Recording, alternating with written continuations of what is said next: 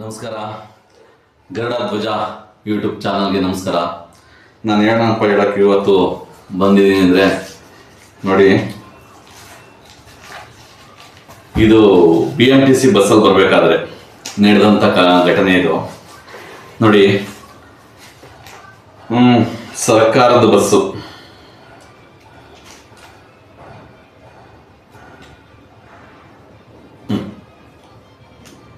ಸರ್ಕಾರದ ಬಸ್ಸು ಎರಡರಲ್ಲೂ ಇವತ್ತು ಓಡಾಡಿರೋದು ಸರ್ಕಾರದ ಬಸ್ಸು BMTC ಬಸ್ನಲ್ಲಿ. ಅದ್ರ ಬಗ್ಗೆ ಮಾತಾಡ್ತಾ ಇದ್ದೀನಿ. ದಯವಿಟ್ಟು ಎಲ್ಲರೂ ಪೂರ್ತಿ ವಿಡಿಯೋ ನೋಡಿ, ಗೊತ್ತಾಗುತ್ತೆ. ಪೂರ್ತಿ ವಿಡಿಯೋ ನೋಡಲಿಲ್ಲ ಅಂದ್ರೆ ಗೊತ್ತಾಗಲ್ಲ. ಯಾವುದು ಸಬ್ಸ್ಕ್ರೈಬ್ ಆಗಿ ಲೈಕ್ ಕೊಡಿ, ಕಮೆಂಟ್ ಕಮೆಂಟ್ ಮಾಡಿ ಏನು ವಿಷಯ ಅಂತ ಅಂದ್ಬಿಟ್ಟು ನೋಡಿ. BMTC ಇದು ಬಂದು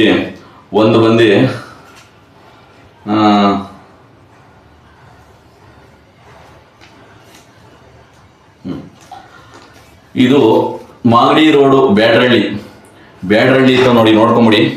ಬ್ಯಾಡ್ರಳ್ಳಿ ತಗೋ ಬಸ್ ಹತ್ತಿದ್ದೀನಿ. ಏರವಳ್ಳಿ ಕ್ರಾಸು ಇಳ್ಕೊಳ್ಳೋದಿಕ್ಕೆ ಅಂದ್ಬಿಟ್ಟು ನಾನು ಟಿಕೆಟ್ ಕೇಳಿದೆ. ಈ ಟಿಕೆಟ್ಗೆ 5 ರೂಪಾಯಿ ತಗೊಂಡು ಟಿಕೆಟ್ ಕೊಡ್ದಂಗೆ ಇದು ಮಾಡ್ತಿದ್ರು. ಜಗಳ ಮಾಡಿ ಇಸ್ಕೊಂಡಿದ್ದೀನಿ. ಒಂದು ಎರಡನೇದು ಇದು ಒಂದು ಜಗಳ ಆಯಿತು. ಮತ್ತು ಇದು ಏರವಳ್ಳಿ ಕ್ರಾಸು ಹತ್ಬಿಟ್ಟು ಪೀಣ್ಯ ಸೆಕೆಂಡ್ ಸ್ಟೇಜ್ಗೆ ಹೋಗೋ ಬಸ್ ಇದು.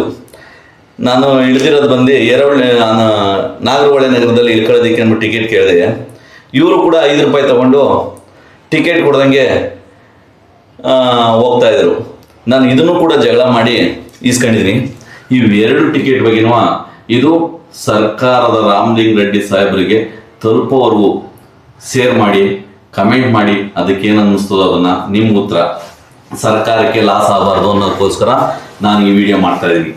ಗೌರ್ಮೆಂಟ್ ಬಸ್ಸಲ್ಲಿರೋ ಕಂಡಕ್ಟರ್ಗಳಿಗೆ ಗೌರ್ಮೆಂಟ್ ಕೆಲಸ ಅಂತ ಆಗಿದೆ. ಅವ್ರ ಕೆಲಸ ಆಗಿದ್ರು ಈ ಟಿಕೆಟ್ಗಳನ್ನ ಕೊಡ್ದಂಗೆ ನಮ್ಮ ಹತ್ರ ದುಡ್ಡು ಇಸ್ಕೊಂಡು ಟಿಕೆಟ್ಗಳನ್ನ ಕೊಡ್ದಂಗೆ ಹೋಗ್ತಾ ಇರ್ತಾರೆ. ಏಕೆ ಒಂದು ಸ್ಟೇಜಿಂದ ಒಂದು ಸ್ಟೇಜ್ಗೆ, ಈಗ ಎಕ್ಸಾಂಪಲ್ಲು ಸುಂಕುತ್ಕಟ್ಟೆಯಿಂದ ಹೆಗ್ಗನಹಳ್ಳಿ ಸ್ಟೇಜ್ ಇದೆ. ಆ ಸ್ಟೇಜಿನ ಮಧ್ಯದಲ್ಲಿ ಹತ್ತಿ ಇಳಿಯೋರಿಗೆ ಟಿಕೆಟ್ ಕೊಡಬಾರ್ದು ಸ್ವಾಮಿ. ಟಿಕೆಟ್ ಕೊಡ್ಬೇಕು ತಾನೆ. ಮಧ್ಯದಲ್ಲಿ ಹತ್ತಿ ಇಳಿಯೋರಿಗೆ 5 ರೂಪಾಯಿ 4 ರೂಪಾಯಿ 3 ರೂಪಾಯಿ ಈಸ್ಕೊಂಡಿದೆ ಮಾಡ್ರೆ ಒಂದು ದಿವಸಕ್ಕೆ ಎಷ್ಟು 1000 ಜನ ಹತ್ತಿ ಇಳಿತಾರೆ? ಎಷ್ಟು 1000 ರೂಪಾಯಿ ಆಗುತ್ತೆ? ಮಧ್ಯದಲ್ಲಿ ಹತ್ತಿ ಇಳಿಯೋರು ಯಾರು ಸ್ಟೇಜಿಂದ ಸ್ಟೇಜ್ಗೆ ಅಂತ ದಾಟೋದಿಲ್ಲ. ಇದು ಬ್ಯಾಡ್ರಳ್ಳಿ ಹತ್ತಿರೋದು ಅಷ್ಟೇ. ಬ್ಯಾಡ್ರಳ್ಳಿ ಸ್ಟೇಜ್ ಇದ್ರೆ ಇನ್ನೊಂದು ಸುಂಕುತ್ಕಟ್ಟೆ ಸ್ಟೇಜ್ ಇದೆ. ಅದು ಮಧ್ಯದಲ್ಲಿ ಇಳ್ಕೊಂಡಿರೋದಕ್ಕೆ ಟಿಕೆಟ್ ಕೊಟ್ಟಿಲ್ಲ, ಜಗಳ ಮಾಡಿ ಟಿಕೆಟ್ ಇಸ್ಕೊಂಡಿದ್ದೀನಿ. ಇದು ಅಷ್ಟೇ. ಸುಂಕುತ್ಕಟ್ಟೆ ಸ್ಟೇಜಿಂದ ಪೀಣ್ಯಾಗೆ ಹೆಗ್ನಹಳ್ಳಿಗೆ ಸ್ಟೇಜ್ ಇರೋದು. ನಾನು ನಾಗರಹೊಳೆ ನಗರ ಇಳಿಬೇಕಾಯ್ತು, ದುಡ್ಡು ಕೊಟ್ಟೆ, ಟಿಕೆಟ್ ಕೊಡೋದಿಲ್ಲ. ಇದಕ್ಕೂ ಕೂಡ ಜಗಳ ಮಾಡಿಸ್ಕೊಂಡಿದ್ದೀನಿ ಇವತ್ತು. ಇವೆರಡರ ಬಗ್ಗೆ ಮಾತಾಡೋದಕ್ಕೆ ಅಂತ ಬಂದಿದ್ದೀನಿ. ಇದು ವಿಡಿಯೋ ರಾಮಲಿಂಗ ರೆಡ್ಡಿ ಸಾಹೇಬ್ರಿಗೆ ಇರ್ಬೋದು, ಈ BMTC ಮ್ಯಾನೇಜ್ಮೆಂಟ್ ಡಿಪಾರ್ಟ್ಮೆಂಟ್ಗೆ ಆಗಿರ್ಬೋದು, ಎಲ್ರಿಗೂ ತಲುಪೋವರೆಗೂ ದಯವಿಟ್ಟು ನಿಮ್ಮ ಕೈ ಮುಗಿದು ಕೇಳ್ಕೊತೀನಿ. ನಮ್ಮ ಸರ್ಕಾರ, ನಮ್ಮ ರಾಜ್ಯದ ದುಡ್ಡನ್ನು ನಷ್ಟ ಆಗೋದು ಬೇಡ, ನಮ್ಮ ಸರ್ಕಾರನೂ ನಷ್ಟ ಆಗೋದು ಬೇಡ. ಯಾವುದೇ ಸರ್ಕಾರ ಇರಲಿ, ಎಲ್ಲವೂ ನಮ್ಮ ಸರ್ಕಾರನೇ. ಕಾಂಗ್ರೆಸ್ ಇರ್ಬೋದು, BJP ಇರ್ಬೋದು, JDS ಇರ್ಬೋದು, ಎಲ್ಲವೂ ನಮ್ಮ ಸರ್ಕಾರನೇ. ಈಗ ನಾನು ಈಗ ಒಂದು ಎಕ್ಸಾಂಪಲ್ ಕೊಡ್ತೀನಿ. ನಾನೊಬ್ಬ ಮನಸ್ಸಾಗಿ ನನ್ನ ಒಂದು ಮನೆಯೇ ನಿಭಾಯಿಸೋದು ಕಷ್ಟ. ಅಂಥದ್ರಲ್ಲಿ ಅವರು ಮುಖ್ಯಮಂತ್ರಿ ಆಗಿರ್ಬೋದು, ಉಪಮುಖ್ಯಮಂತ್ರಿಗಳಾಗಿರ್ಬೋದು, ಯಾವುದೇ ಪಕ್ಷದವರೇ ಆಗಿರಲಿ, ಒಬ್ಬೊಬ್ಬರು ಇಡೀ ರಾಜ್ಯನ ಸುಧಾರಿಸ್ಬೇಕು ಅಂದರೆ ತುಂಬ ಕಷ್ಟ ಇದೆ. ಅದಕ್ಕೆ ಅಂತಲೇ ವರ್ಕರ್ಗಳನ್ನ ಬಿಟ್ಟಿರೋದು ಸರ್ಕಾರ. ಅದಕ್ಕೋಸ್ಕರ ಅವ್ರುಗಳು ಆ ಕೆಲಸನ ನಿಯತ್ತಾಗಿ ಮಾಡಬೇಕು.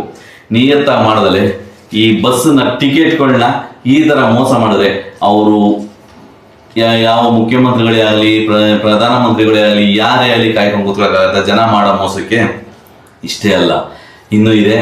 ಇದ್ರ ಜೊತೆಗೆ ಹೇಳ್ತೀನಿ, ದಯವಿಟ್ಟು ಎಲ್ಲರೂ ನಿಧಾನವಾಗಿ ಕೇಳಿ, ಚೇಂಜ್ ಮಾಡಬೇಡಿ. ನೋಡಿ, ಇದು ಓಕೆ ಅನ್ಸಿದ್ರೆ ನಿಮಗೆ ಲೈಕ್ ಕೊಡಿ, ಕಮೆಂಟ್ ಮಾಡಿ, ಸಬ್ಸ್ಕ್ರೈಬ್ ಆಗಿ. ಈಗ ಏನಪ್ಪ ಹೇಳ್ತೀನಿ ಅಂದರೆ, ಈ ಟಿಕೆಟ್ಗಳನ್ನ ತಗೋಬೇಕಾದ್ರೆ ನಾವು ದುಡ್ಡು ಕೊಡ್ತೀವಿ, ಟಿಕೆಟ್ ಕೊಡಲ್ಲ, ಬರೀ ದುಡ್ಡ ಜೋಬಳಿ ಕಾಣ್ಕೊಂಡು ಹೋಗ್ತು ಅಂದ್ರೆ ಒಂದು ದಿವಸಕ್ಕೆ ಎಷ್ಟು ದುಡ್ಡು ಹೋಗ್ತದೆ, ಇನ್ನು ಸರ್ಕಾರಕ್ಕೆ ನಷ್ಟ ಆಗುತ್ತೆ ಅನ್ನೋದ್ರ ಬಗ್ಗೆ ಈ ಮಾಹಿತಿನ ನಾನು ಹಂಚ್ಕೊತ ಇದ್ದೀನಿ. ನನಗೆ ಗೊತ್ತಿರುವಂಥ ಮಾಹಿತಿ. ದಯವಿಟ್ಟು ಯಾರ ಬಗ್ಗೆನೂ ನಾನು ಕೆಟ್ಟ ಮಾತಾಡ್ತಾ ಇಲ್ಲ. ನಾನು ಹೇಳ್ತಾ ಇರೋದು ಇಷ್ಟೇ. ನಮ್ಮ ಸರ್ಕಾರ ಬೆಳಿಬೇಕು. ನಮ್ಮ BMTC ಡಿಪಾರ್ಟ್ಮೆಂಟಲ್ಲಿರೋ ಪ್ರತಿಯೊಂದು ಈಗ ಮತ್ತೊಂದು ರಿಪೇರಿ ಖರ್ಚು ಅದು ಇದು ಅಂತ ಎಲ್ಲ ಬರ್ತದೆ. ಈ ಅದ್ರಲ್ಲಿ ಕೆಲಸ ಮಾಡಿ ಸಂಬಳ ಕೊಟ್ಟು ನನ್ನನ್ನು ಇಟ್ಕೊಂಡವ್ರೆ ಅಂತ ಅಂದಮೇಲೆ ಅಲ್ವಾ ಅವರು ಈ ತರ ಮೋಸ ಮಾಡ್ತಾ ಇದ್ದಾರೆ ಅಂತ ಅಂದ್ರೆ ಎಷ್ಟು ನಷ್ಟ ಆಗಲ್ಲ ನಮ್ಮ ರಾಜ್ಯಕ್ಕೆ. ಅದ್ರ ಟಿಕೆಟ್ ದುಡ್ಡಿಂದ ಒಂದು ರೋಡ್ ಹಾಕ್ಸ್ಬೇಕು, ಟಾರ್ ಹಾಕ್ಸ್ಬೇಕು, ಮತ್ತೊಂದು ಅಕ್ಕಿ ಕೊಡೋದೇ ಅಲ್ಲಿ ಎಲ್ಲ ಏನ್ ಪ್ರತಿಯೊಂದು ಸರ್ಕಾರ ದುಡ್ಡಿಂದನೇ ನಮಗೂ ಬರ್ತಾ ಇದೆ. ಅಷ್ಟೋ ಯಾರು ತಗೊಳ್ದಂಗಿಲ್ಲ. ಒಂದು ರೇಷನ್ ಈಗ ಸರ್ಕಾರ ದುಡ್ಡು ಅಂತ ರೇಷನ್ ಕೊಡ್ತಾ ಇದಾರೆ. ಸರ್ಕಾರ ದುಡ್ಡು ಇವರಿಂದ ಎಲ್ಲರಿಗೂ 10 ರೂಪಾಯಿ ಮಿಕ್ಸಿ ತಾನೇ ಅವ್ರು ಕೊಡ್ಬೇಕಾಗಿರೋದು. ಏನ್ ಅವ್ರೇನ್ ಪ್ರಿಂಟ್ ಮಾಡಕ್ಕಾಗತ್ತಾ ಯಾವುದೇ ಸರ್ಕಾರ ಆಡ್ಲಿ? ಇಲ್ವಲ್ಲ. ಕೆಲಸ ಮಾಡುವಂತರು ನಿಯತ ಮಾಡಿ, ನಿಮ್ಗೆ ಸಂಬಳ ಅಂತ ಕೊಟ್ಟು ಇಸ್ಕೊಂಡಿದ್ರೆ, ಸಂಬಳ ಕೊಟ್ಟಿರೋದ್ರಿಂದ ನಿಮ್ಮ ಹೆಂಡತಿ ಮಕ್ಕಳು ಚೆನ್ನಾಗಿರ್ಲಿ ಅಂತ ಇಸ್ಕೊಂಡಿರ್ಬೇಕಾದ್ರೆ ಮಧ್ಯ ಇದು ಬೇರೆ ಯಾಕ್ರಿ ಸ್ವಾಮಿ ನಿಮ್ಗೆ? ಈ ಟಿಕೆಟ್ ಮೋಸ ಮಾಡಿ ಮಡಿಕೊಡುವಂಥದ್ದು ನಿಮ್ಗೆ ಏನಕ್ಕೆ ಬೇಕು? ಸರ್ಕಾರ ನಿಮ್ಮ ಹೆಂಡತಿ ಮಕ್ಕಳು ಚೆನ್ನಾಗಿರ್ಲಿ, ನಮ್ಮ ಇದ್ರಲ್ಲಿ ಕೆಲಸ ಮಾಡೋರಿಗೆ ಅಂತ ಅಂದ್ಬಿಟ್ಟು ಕೊಟ್ಟ ಮೇಲ್ವಾ ನಿಮ್ಗೆ ಈ ತರ ಮೋಸ ಮಾಡೋದೇನಕ್ಕೆ ಬದುಕು? ಆಯ್ತು, ಇದು ಒಂದು ಪ್ರಶ್ನೆ. ಇನ್ನೊಂದು ಪ್ರಶ್ನೆ ಇದೆ ನನಗೆ, ಅದನ್ನ ಪ್ರತಿಯೊಂದು ಈಗ ಎಲ್ಲ ರಾಜಕೀಯದವ್ರಿಗೂ ತಿಳ್ಕೋಬೇಕದು. ಬೇರೆ ರಾಜ್ಯದ, ಹೊರ ರಾಜ್ಯದ ಮಹಿಳೆಯರಿಗೆ, ನಮ್ಮ ರಾಜ್ಯದ ಮಹಿಳೆಯರಿಗೆ ನೀವು ಫ್ರೀ ಕೊಡ್ತಾ ಇದ್ದೀರಾ, ಓಕೆ, ಏನೋ ಅವ್ರಿಗೂ ಖುಷಿಯಿಂದ ಕೊಟ್ಟಿದ್ದೀರಾ, ಖುಷಿಯಿಂದ ಅವರು ತಗೊಂಡಿದ್ದಾರೆ, ಓಡಾಡ್ತಾ ಇದ್ದಾರೆ. ಬೇರೆ ರಾಜ್ಯದ ಮಹಿಳೆಯರಿಗೂ ಕೂಡ ನೀವು ಕೊಡುವಂಥದ್ದು ಏನಿದೆ? ಬೇರೆ ರಾಜ್ಯದ ಮಹಿಳೆಯರಿಗೆ ಆಧಾರ್ ಕಾರ್ಡ್ ಅಂದ್ರೆ ಸಾಕು. ಈಗ ಮೊನ್ನೆ ನಾನೇ ನೋಡಿದ್ದೀನಿ, ಕಂಡಕ್ಟರ್ ಹತ್ರ ನಾನೇ ವಾದ ಮಾಡಿದ್ದೀನಿ. ಏನಕ್ಕೆ ನೀವು ಈ ತರ ಕೊಡ್ತಾ ಇದ್ದೀರಾ ಅಂದ್ರೆ ಅವ್ರು ಹೇಳ್ತಾರೆ, ಅಲ್ಲಿ ನಿಂತ್ಕೊಂಡು ಆಧಾರ್ ಕಾರ್ಡ್ ಅಂತಾರೆ, ನಾವೇನ್ ಮಾಡೋಣ ಕೊಟ್ಬಿಡ್ತೀವಿ. ಮತ್ತೆ ಚೆಕಿಂಗ್ನವ್ರು ಬಂದ್ರೆ ಹೆಂಗ್ ಸರ್ ಅಂತ ಕೇಳಿದ್ಕೆ, ಚೆಕಿಂಗ್ನವ್ರು ಬಂದ್ರೆ ಅವ್ರಿಗೂ ಫೈನ್ ಹಾಕ್ತಾರೆ, ನಮಗೂ ಫೈನ್ ಹಾಕ್ತಾರೆ, ಏನ್ ಮಾಡೋದು ಅವರು ಆ ತರ ತಗೊಂಡ್ಬಿಡ್ತಾರೆ ಅಂತಾರೆ. ನೋಡಿ, ಸರ್ಕಾರಕ್ಕೆ ಯಾಕೆ ನಷ್ಟ ಮಾಡ್ತೀರಾ? BMTC ಡಿಪಾರ್ಟ್ಮೆಂಟ್ಗೆ ಯಾಕೆ ನಷ್ಟ ಮಾಡ್ತೀರಾ? ಹೊರ ರಾಜ್ಯ ಇಲ್ಲಿಂದ ತಗೊಂಡೋಗಿ ದುಡ್ಕೊಂಡು ಹೋಗ್ಬಿಟ್ಟು ಹೊರ ರಾಜ್ಯಕ್ಕೆ ತಗೊಂಡೋಗ್ತಾರೆ. ಬೇಡ, ಅಲ್ಲಿಂದ ಇಲ್ಲಿ ಬಂದು ದುಡ್ದಿದ ಮೇಲೆ ಇಲ್ಲೂ ಅಷ್ಟೋ ಖರ್ಚು ಮಾಡ್ಲಿ, ನಮ್ಮ ಸರ್ಕಾರಕ್ಕೆ ಅನುಕೂಲ ಆಗ್ಲಿ. ಒಂದು ಕೇರಳದವರಾಗಿರ್ಬೋದು, ಆಧಾರ್ ಕಾರ್ಡ್ಗೆ ಟಿಕೆಟ್ ಕೊಡ್ತಾರೆ ಅಂತ ಅಂದ್ರೆ, ತಮಿಳ್ನಾಡು ಆಧಾರ್ ಕಾರ್ಡ್ ಟಿಕೆಟ್ ಕೊಡ್ತಾರೆ, ಆಂಧ್ರ ಆಧಾರ್ ಕಾರ್ಡ್ ಟಿಕೆಟ್ ಕೊಡ್ತಾರೆ, ಈ ಕಡೆ ಮಹಾರಾಷ್ಟ್ರ ಆಧಾರ್ ಕಾರ್ಡ್ ಇದ್ರು ಸಾಕು ಟಿಕೆಟ್ ಕೊಡ್ತಾರೆ. ಅಂದ್ರೆ ಕರ್ನಾಟಕ ರಾಜ್ಯದವ್ರು ಮಾತ್ರ ಫ್ರೀ ಅಂತ ಬಿಟ್ಟಿರೋದು ಸ್ವಾಮಿ, ಬೇರೆ ರಾಜ್ಯದವ್ರಿಗಲ್ಲ. ಕರ್ನಾಟಕ ರಾಜ್ಯದವ್ರಿಗೆ ಫ್ರೀ ಅಂತ ಬಿಟ್ಟಿದ್ದಾರೆ. ಮಹಿಳೆಯರಿಗೆ ಕೊಟ್ಕೊಳ್ಳಿ. ಅದರಲ್ಲಿ ಯಾವ ಆಧಾರ್ ಕಾರ್ಡ್ ಅಂತ ಪ್ರತಿಯೊಂದು ಈಸ್ಕೊಂಡು ನೋಡ್ಬಿಟ್ಟು ಏನಾರು ಕೊಡ್ತಾ ಇದೀರಾ? ಅಲ್ಲಿ ನಿಂತ್ಕೊಂಡು ಆಧಾರ್ ಕಾರ್ಡ್ ಸಾರ್ ಅಂತ ಸುಮ್ಮನೆ ಅಂದ್ರೆ ಸಾಕು, ಆಧಾರ್ ಕಾರ್ಡ್ ಅಲ್ಲಿ ನೀವು ಟಿಕೆಟ್ ಅವ್ರು ಕೊಡ್ತಾ ಇದ್ದೀರಾ? ಇದು ರಾಮಲಿಂಗ ರೆಡ್ಡಿ ಅವರು ಆಗಲಿ, ರಾಮಲಿಂಗ ರೆಡ್ಡಿ ಸಾಹೇಬ್ರೇ ಆಗಲಿ, ಮುಖ್ಯಮಂತ್ರಿಗಳಿಗೆ ಆಗಲಿ, ಉಪಮುಖ್ಯಮಂತ್ರಿಗಳಿಗೆ ಆಗಲಿ ಇದು ತಲುಪೋವರೆಗೂ ಶೇರ್ ಮಾಡಿ. ಇದು ಗೊತ್ತಾಗಬೇಕು. ಬೇರೆ ರಾಜ್ಯದ ಆಧಾರ್ ಕಾರ್ಡ್ ಫ್ರೀ ಕೊಡುವಂತ ಅವಶ್ಯಕತೆ ಇಲ್ಲ ನಮ್ಮ ರಾಜ್ಯದಲ್ಲಿ. ಒಂದು ವೋಟರ್ ID ಇಲ್ಲ, ಬೇರೆ ರಾಜ್ಯದವ್ರಿಗೆ ಏನು ಕೊಡ್ತೀರಾ ನೀವು ಆಧಾರ್ ಫ್ರೀನಾ? ಒಂದು ವೋಟರ್ ID ಇಲ್ಲ ಅಂತ ಅಂದಮೇಲೆ ನಮ್ಮ ರಾಜ್ಯದಲ್ಲಿ ಇತ್ತ ವೋಟರ್ ID ಕೊಡಿ, ಆಧಾರ್ ಕಾರ್ಡ್ ಇತ್ತ ಕೊಡಿ, ಬೇರೆ ರಾಜ್ಯದವ್ರು ಕೊಡಬೇಕಾಗಿಲ್ಲ. ಇದು ರಾಮಲಿಂಗ ರೆಡ್ಡಿ ಅವ್ರಿಗೆ ಆಗಲಿ, ಮುಖ್ಯಮಂತ್ರಿಗಳಿಗೆ ಆಗಲಿ, ಉಪಮುಖ್ಯಮಂತ್ರಿ DK ಶಿವಕುಮಾರ್ ಅವ್ರಿಗೆ ಆಗಲಿ, ಸಿದ್ದರಾಮಯ್ಯನವ್ರಿಗೆ ಆಗಲಿ ತಲುಪೋವರೆಗೂ ದಯವಿಟ್ಟು ಎಲ್ಲರೂ ಸೇರ್ ಮಾಡಿ. ಬೇರೆ ರಾಜ್ಯದ ಆಧಾರ್ ಕಾರ್ಡ್ಗೆ ನೀವು ಕೊಡುವಂತ ಅವಶ್ಯಕತೆ ಇಲ್ಲ, ನಮ್ಮ ರಾಜ್ಯದವ್ರು ಕೊಡಿ. ಇದ್ರ ಬಗ್ಗೆ ಮಾತ್ರ ಏನಕ್ಕೆ ಈ ತರ ಮಾಡ್ತಾ ಇದ್ದಾರೆ ಅನ್ನೋದನ್ನ ನೀವು ಎಂಕ್ವೈರಿ ಮಾಡಿ. ಇವು ಏನಕ್ಕೆ ಸ್ಟೇಜ್ ಇಂದ ಮಧ್ಯದಲ್ಲಿ ಹತ್ತಿ ಇಳಿದವ್ರಿಗೆ ಏನು ಟಿಕೆಟ್ ಕೊಡಲ್ಲ ಅಂತ ಎಂಕ್ವೈರಿ ಮಾಡಬೇಕು. ಇದು ಚೆಕಿಂಗ್ ಇನ್ಸ್ಪೆಕ್ಟರ್ಗೆ ಆಗಲಿ, ಮಧ್ಯದಲ್ಲಿ ಹತ್ತದವ್ರಿಗೆ ಏನು ಕೊಡಲ್ಲ. ಮಧ್ಯದಲ್ಲಿ ಈಗ ಸ್ಟೇಜ್ ಇಂದ ಸ್ಟೇಜ್ ಮಧ್ಯದಲ್ಲಿ ಹತ್ತಿ ಇಳಿಯೋರಿಗೆ ಟಿಕೆಟ್ 6 ರೂಪಾಯಿ ತಗೊಂಡು ಏನಕ್ಕೆ ಟಿಕೆಟ್ ಕೊಡಲ್ಲ ಅಂತ ಕೇಳಬೇಕು. ನೀವು ಇದನ್ನು ಹಿಡಿಯೋವರೆಗೂ ದಯವಿಟ್ಟು ಪಬ್ಲಿಕ್, ಸರ್ಕಾರಕ್ಕೆ ನಷ್ಟ ಆಗೋದು ಅಲ್ಲದೆ ನಮಗೆ ಕೂಡ ನಷ್ಟ ಆದಂಗೆ. ಸರ್ಕಾರಕ್ಕೆ ನಷ್ಟ ಆಗೋದು ಬೇರೆ ಅಲ್ಲ, ನಮಗೆ ನಷ್ಟ ಆಗೋದೆಲ್ಲ ಬೇರೆ ಅಲ್ಲ. ಸರ್ಕಾರಕ್ಕೆ ನಷ್ಟ ಆದ್ರೆ ಬೇರೆ ರಾಜ್ಯದಿಂದ ಸಾಲ ತರ್ತಾರೆ ಸಮಯ, ಅದನ್ನ ನಮ್ಮ ಮೇಲೆ ಹಾಕ್ತಾರೆ. ನಮಗೆ ನಷ್ಟ ಆಗೋದು ಬೇರೆ ಅಲ್ಲ, ಸರ್ಕಾರಕ್ಕೆ ನಷ್ಟ ಆಗೋದು ಬೇರೆ ಅಲ್ಲ. ಇದ್ರ ಬಗ್ಗೆ ಒಂದು ಎಂಕ್ವೈರಿ ಮಾಡೋವರೆಗೂ ದಯವಿಟ್ಟು ನಮ್ಮ ಕನ್ನಡಿಗರಲ್ಲಿ ಎಲ್ಲರಿಗೂ ನಮಸ್ಕಾರ ಮಾಡಿ ಕೇಳ್ತಾ ಇದ್ದೀನಿ, ದಯವಿಟ್ಟು ಶೇರ್ ಮಾಡಿ. ಇದನ್ನ ಪ್ರತಿಯೊಬ್ಬರಿಗೂ ತಲುಪಬೇಕಿದು.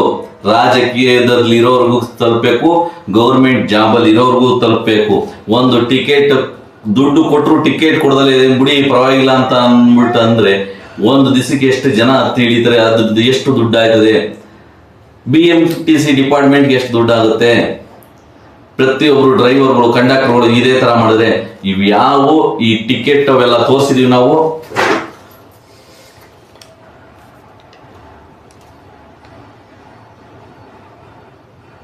ನೋಡಿ, ಇದು ಯಾವುದು ಬಸ್ಸು, ಇದು ಕಂಡಕ್ಟರ್ ಯಾರು ಏನು ಅಂತ ಸ್ವಲ್ಪ ಇದನ್ನು ಎಂಕ್ವೈರಿ ಮಾಡಿ.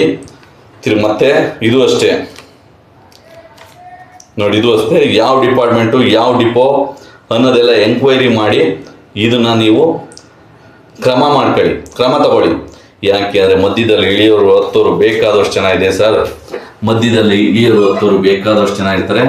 ಸರ್ಕಾರಕ್ಕೆ ಲಾಸ್ ಆಗಬಾರ್ದು ಅನ್ನೋ ಕಾರಣಕ್ಕೋಸ್ಕರ ನಾನು ಹೇಳ್ತಾ ಇದ್ದೀನಿ. ಇನ್ನೂ ಕೆಲವೊಂದು ನನ್ನ ಹತ್ರ ಮಾಹಿತಿಗಳಿದ್ದಾವೆ, ಕೆಲವೊಂದೆಲ್ಲ ವಿಡಿಯೋ ಮಾಡಿದ್ದೀನಿ. ಆ ವಿಡಿಯೋದಲ್ಲಿ ನಮ್ಮ ಮನೆ ಸಂಸಾರನ ನಾವು ಮಾಡಬೇಕು ಅಂದರೆ ಸರ್ಕಾರದಲ್ಲಿರೋ ಯಾವುದೇ ರಾಜಕೀಯದವರು ಒಂದು ಮನೆ ನಿಭಾಯಿಸೋದೇ ಕಷ್ಟ ಅಂದರೆ ಎಲ್ಲ ಕಡೆ ನೋಡ್ಕೊಂಡೇ ಇರೋಕ್ಕಾಗಲ್ಲ. ನಾವುಗಳಿಲ್ಲಿ ಸರಿಯಾಗಿ ದಾರಿಲಿ ನಡೆಸಿಸ್ಕೋಬೇಕು, ಅದನ್ನ ನಡೆಸ್ಕೊಳ್ಳೋ ಕೆಲಸ ನಮ್ಗಳ ಕೈಲಿ ಇರಲಿ. ಇದನ್ನ ಎಲ್ರಿಗೂ ಆಗೋವರೆಗೂ ಶೇರ್ ಮಾಡಿ. ಇಷ್ಟ ಆದರೆ ಗರುಡ ಧ್ವಜ ಚಾನಲ್ಗೆ ಸಬ್ಸ್ಕ್ರೈಬ್ ಆಗಿ, ಲೈಕ್ ಕೊಡಿ, ಕಮೆಂಟ್ ಮಾಡಿ. ನಮಸ್ಕಾರ.